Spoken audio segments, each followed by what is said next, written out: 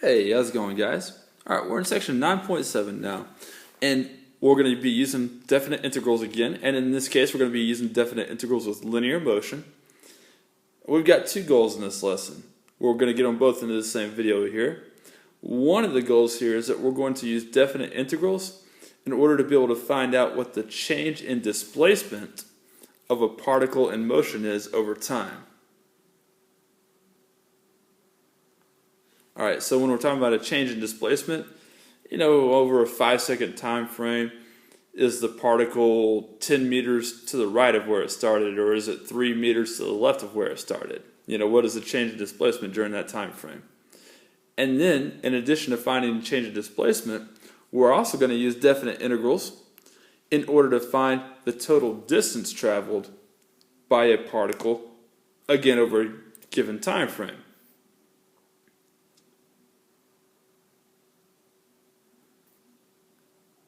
So maybe it's only 3 meters to one side of where it started, but maybe it traveled 15 meters to get there. We're going to learn how you find the total distance traveled using definite integrals. Alright, so an example.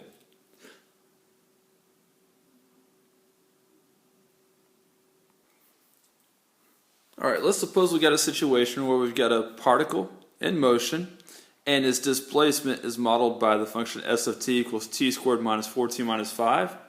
And we're trying to find the change in displacement from when t is equal to 2 to when t is equal to 5.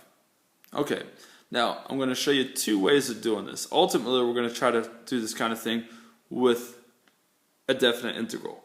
But I want to show you what you would do if you just knew the displacement function first. Okay, so what we're going to do really quickly is we're going to find out what is s of 2 and what is s of 5. Now the position of this particle after 2 seconds is -9. I'm going to plot that on this displacement graph that you see below. Alright, and then after 5 seconds, you can see that the displacement is 0.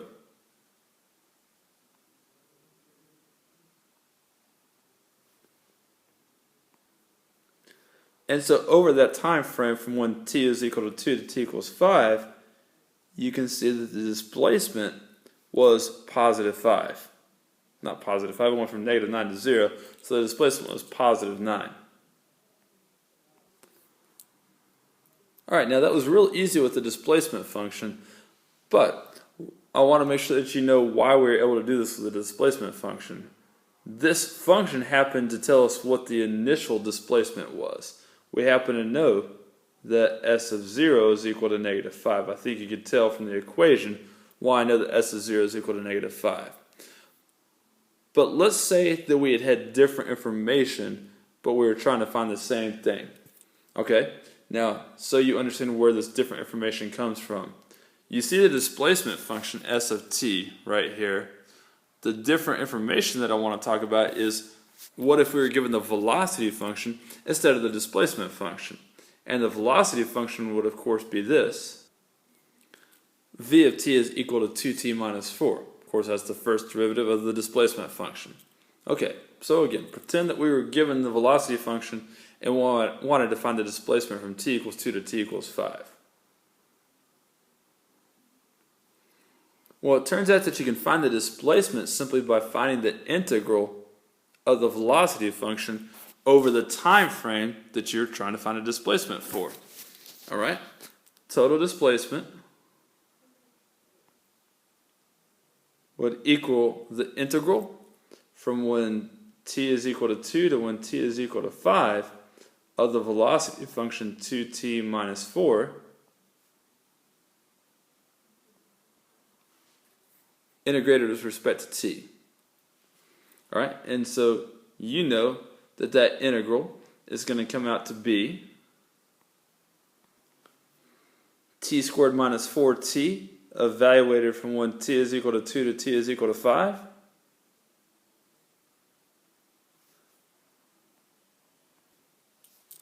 Which when you substitute in 5 and 2 is going to give you 5 minus -4, which is equal to 9.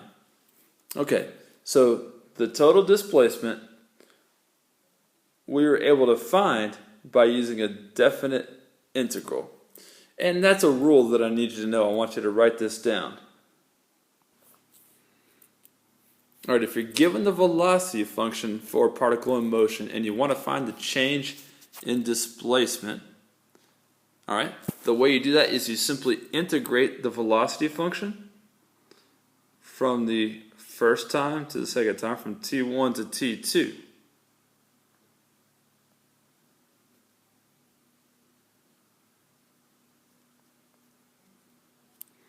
Pretty simple, right? Okay, and eventually what that becomes, of course, is the position at the second time minus the position at the first time on an interval that you're trying to find. All right, we'll come back and use that here in a moment. We want to talk about total distance traveled, because the displacement of a particle in motion and its total distance traveled don't have to be the same thing, and they rarely are. All right, check out this next example. All right, let's say that we want to find the total distance traveled from when t equals 2 to t equals 5. Actually, I'm going to modify that a little bit. Let's go from when t equals 0 to t equals 5.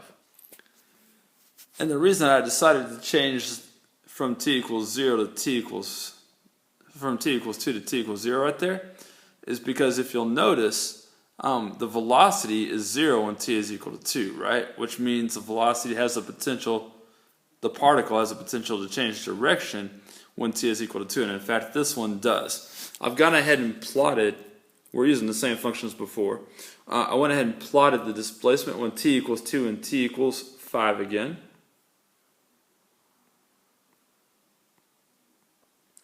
And with that function you might remember that the initial displacement was -5. So I'm going to go ahead and plot that here as well.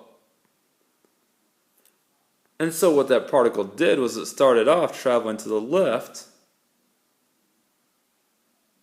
until it got to t equals 2, and then it turned around and it traveled to the right.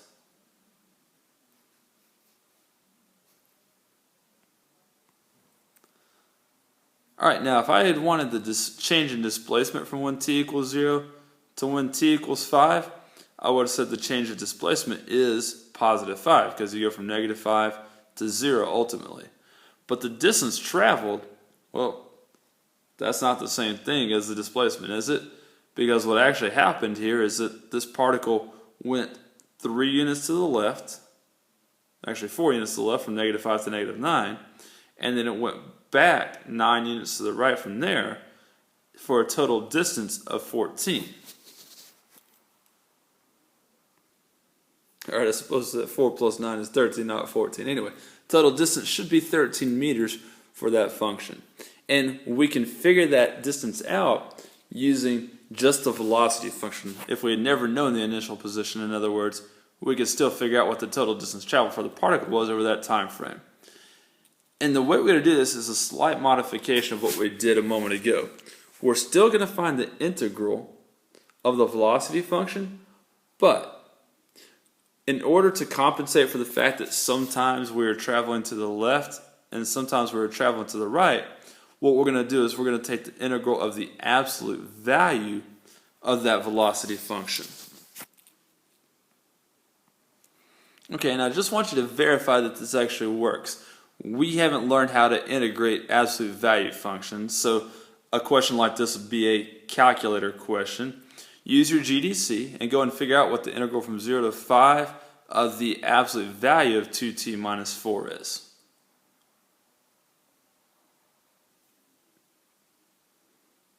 And indeed, when you do that, you're going to get 13 meters, right?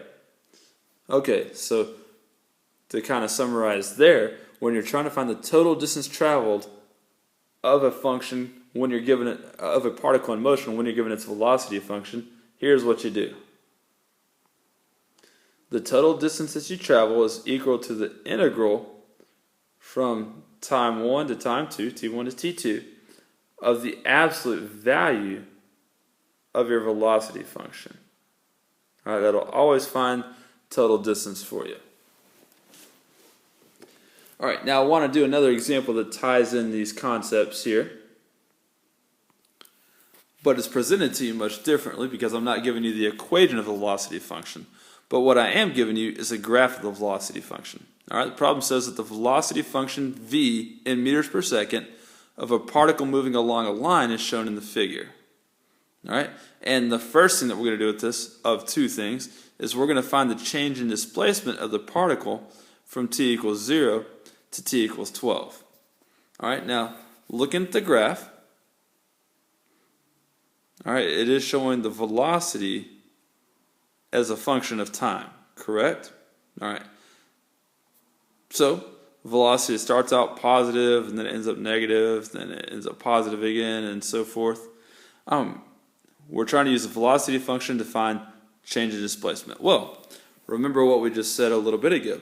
Whenever you want to find the change in displacement, you just integrate the velocity function over whatever time frame that you're looking at. In this case, from 0 to 12. So we're going to find the integral from 0 to 12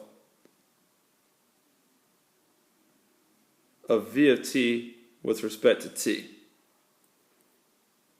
Okay, well, how in the world are we going to do that without knowing what the velocity function is? Well, remember whenever you find the definite integral of a function over a certain interval, what you're doing is you're finding the area underneath its curve. Now I'm going to highlight the actual area that we're trying to find here. All right, I'm highlighting all the regions between the graph of the curve and the x-axis. All right, so without knowing the velocity function, we can still find the area of each of those regions, add them together, in order to be able to find out what the change in displacement is.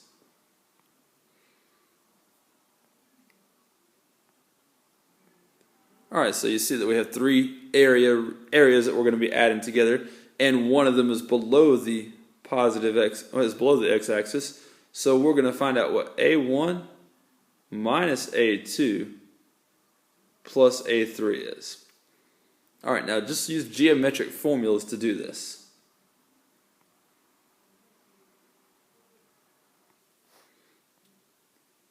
All right, the first region is a triangle with a height of 2 and a base of 1, and so its area is going to be 1. The second region goes from when t equals 1 to when t equals 5, right? So the base of that triangle is 4 units long right there, and then its height is 2 units. All right, so half of 4 is 2 times 2 is 2. We're going to get the area is 4, but we're going to consider it to be negative because it is below the x-axis. All right, that's our A2.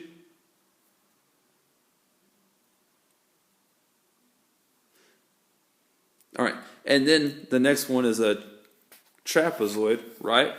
A trapezoid that goes from 5 to 12, so it's got a base that's 7 units long. Another base here that is going from 10 to, from 6 to 10, 4 units. All right, the area there is going to be 5.5, which means then that the change in displacement is going to be 1 minus 4 plus 5.5, and that's going to be 2.5. Now the thing that I most want you to take away from this is that whenever you have the velocity function, the area under the curve of a velocity function gives you displacement. Okay, now I want to take that same graph and I want to find out what the total distance traveled by that particle is over that 12-second time frame. All right, we've done that already. Now we're going to find the total distance traveled of the particle from t equals 0 to t equals 12. All right, well, in order to do this then, we're going to have to integrate the absolute value of t, right?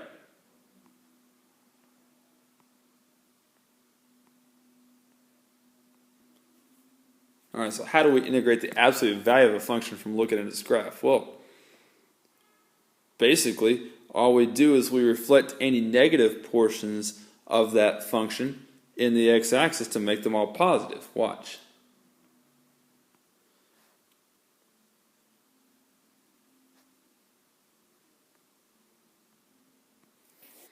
All right, just reflected the negative portion of the graph upwards. Now, how does that help us find the total distance? Well, Remember that what originally happened with displacement was that the particle first moved 1 unit to the right, then it moved 4 units to the left, and then it moved 5.5 units to the right. Okay, and that gave us our total displacement. But what's going to happen here then when we take the absolute value is we don't care about the signs. It's going to move 1 plus 4 plus 5.5 meters for a total of 10.5 meters. Okay?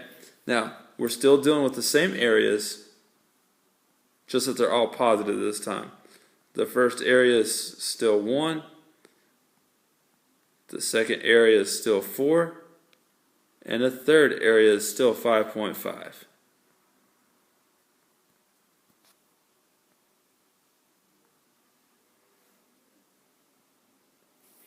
Alright, so 10.5 meters is the total distance traveled. Alright, so the area under the curve again gives you displacement, and if you take the absolute value of that, it gives you the total distance that a particle travels. Hopefully this makes sense. I'll let you ask me some questions about it tomorrow in class. See you then.